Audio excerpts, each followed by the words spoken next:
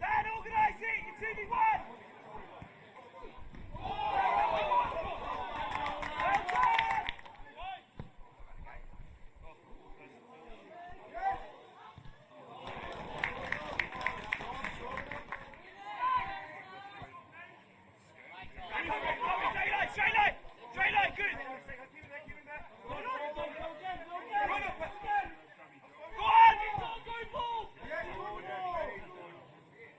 Recovery!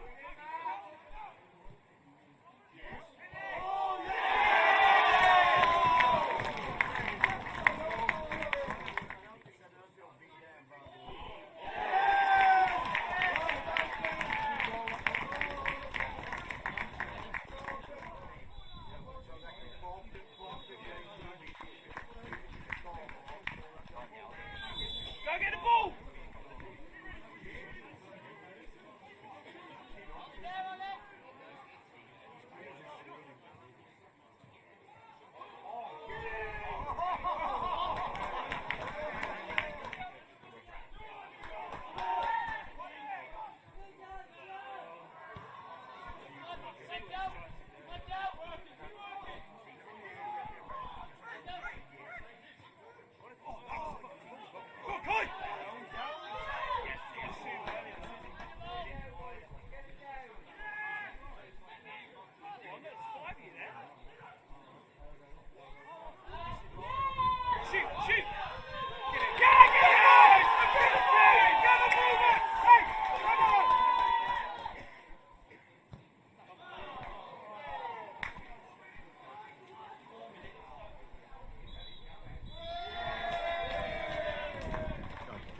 John, it's a fourth consecutive 2-1 defeat, and once again we're scratching our heads wondering just how we've lost that game, aren't we? It's a shame really. We seem to just pick up our momentum last sort of 15 and leave it a little bit too late, but I thought credit to everyone today. I thought they were brilliant. I mean, special mention to, I think Cody Briggs was class at left back today. I could name the other 10 as well, but I thought we were all decent, and shame we left it a bit too late. Can you put your finger on why the performances are of a good standard, but we're just not quite able to get the results with them? It might be down. Look, we're a young side. Teams around here is normally, you're looking at normally people around my age, sort of 30, 29, 30 years old. So they've got a bit of experience. So we're young lads. It's going to come eventually. They're great players in there, so it's just timing really. And just from a player's perspective, how are the lads in the dressing room? What's the spirit like? You know, because there seems, you know, from the outside looking in, that there's a good feeling amongst the dressing room, despite the fact that, you know, we are continually losing games. I think there's a lot of belief. I don't think that especially the last few performances, we play like that continuously. There's no chance we're going to be where we are. We will pick up points. Look, these are third in the league for a reason. We just, you know, made them sweat for the last half hour of the game. So we're doing something right, and people do believe. So no doubt we won't be struggling soon, I'm sure. And just from your own personal standpoint, you've come on as a substitute today, played off that right wing last couple of games. Do you see that as one of your stronger positions on that right side? I've played a few positions now. I prefer the left hand side, if I'm going to be honest. But look, I don't care where I play. If I'm playing, I'm playing. It's happy days for me, so I don't mind. And you obviously had a spell out with Daventry. Just tell us a bit about why that happened and what's brought you back to the club. Formation-wise, didn't really suit me last time I was here. We were playing a 3-5-2. I think me as a left wing back defensively, I'm not great. Going forward, I'm okay, but defensively, I think I'm giving away a few too many fouls, if I'm honest. So I thought I can't sit around and just sort of wait for my time or wait for them to change formation. So I went down to Daventry for a couple of months, I think it was, and enjoyed it. To be fair, I've got no bad words to say about Daventry. I really enjoyed it there. I really enjoyed everyone there made me feel welcome as well, so I can't really fault it. And I'm playing out wide left wing there, so I don't mind it too much. And do you feel like now that, you know, we are playing a formation that suits you better, you are going to get more of a run of games in the Exactly, team?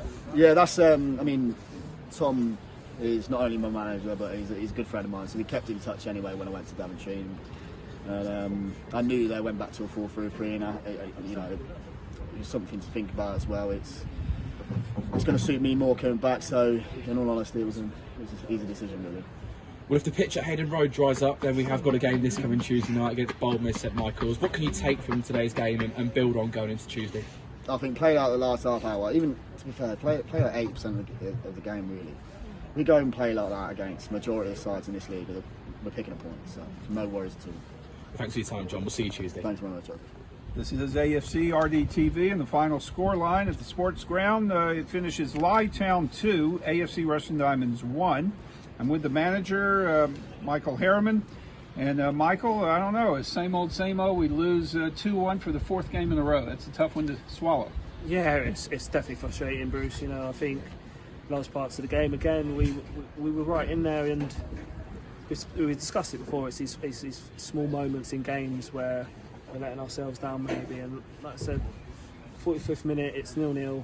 We need to make sure that we get in at half-time 0-0, and unfortunately there was 2 laps of concentration at the back, and like I said, we're going in from 0-0 to 2-0 down, and give yourself a mountain to climb. But second half, I can't fault the boys' effort. They were brilliant, and they asked everything we asked of them at half-time, they did, and like I said, it's frustrating again. So fine margins, that's the old cliche, and like you said, Michael, we would have been happy to get in at halftime 0-0, but not even a sucker punch, but a double sucker punch there. Goals by Billingham and Ty. And what do you tell the team at halftime? That was the thing. It was a difficult conversation. Like I said, you want to be positive because the boys played really well. You know, they dug in for a team that's further in the league. They dug in really well, and it wasn't much difference in that first half. But like I said, it's them tiny moments where we're lapsing concentration, or maybe a bit of naivety where we need someone at the back to be going, look, there's a couple of minutes left. Need to shut up shop and make sure we get in at 0-0, because you've seen the last few weeks we grow into games, especially the last 10-15 minutes. We're fitter than most teams, and we give ourselves a good chance. And yeah, it's frustrating from the sidelines, definitely. I know our goalkeeper George Rose is still looking for his first clean sheet of the season, but he made some excellent saves, especially in the second half. Yeah, like I said, you have to. We obviously stuck 2 up top at the end, and we're trying to get something back, and you're going to have to accept that. But George's a very good goalkeeper, and he showed that at times today. Like I said, we need to. At times we give him enough protection, and like I said, when we're a bit sloppy in possession, we do make him work. But look, they're learning, the boys, and they're learning quickly, and they're doing well. So we just got to keep going, keep them up, and we roll on Tuesday. Oh, for sure. Diamonds did make it exciting right at the end of the game in the 88th minute. Excellent goal by Cairo Taylor. Had to be pleased with that. Yeah, he's been working hard, Cairo, especially on the training pitch. He's been giving that little bit extra after, and he's been working hard to improve, and he's been doing that. And I said it was a good finish, you know, a bit of magic on the edge of the box, got himself free, and I said it's one of them ones that's frustrating because there was chances before that.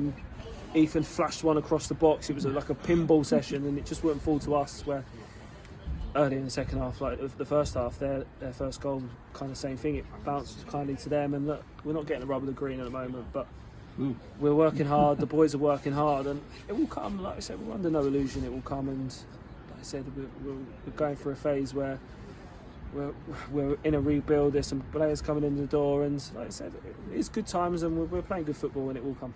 The 3 subs you brought in in the second half, Corden, and along with Mukwata and Dean, and were you happy with their play there in the second half? 100%. I think it was, like you said, John Dean was brilliant when he come on. He was fantastic. He was 1v1 again. Nasher again brought some great energy down that left side, and Fraser, we know what Fraser can do on the ball. He controlled it in there when he was on, good passing out wide. Look, it's positives because you've got boys that you can bring on, and they can still match the intensity that we were asking from the guys at start. And look, like I said, we've got a lot of games coming up in December, and everyone's going to be needed. And like I said, you know, you've got that quality on the bench, and it makes it easy to make them decisions to bring them on. The only subs that didn't play then were assistant manager Tom Lorraine and yourself. Michael, did you consider bringing yourself on at any point, or you like watching the game from the dugout?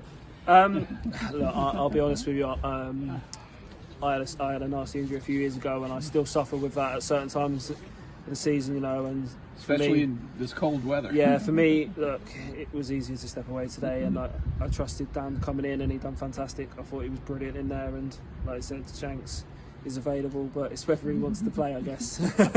So, but we're not worried. Like we said, we're going to make some additions hopefully over this weekend. We've got them lined up, which will be fantastic for us, and we'll only add a bit more quality in there. So like I said, me and Shanks can step away and let the boys play, and we can focus on the managerial side of it. Of course. Well, finally, Michael, we've got 2 games at home now, weather permitting. It was a Tuesday night, Boldmere, St. Michael's, and next Saturday, high-flying Spalding.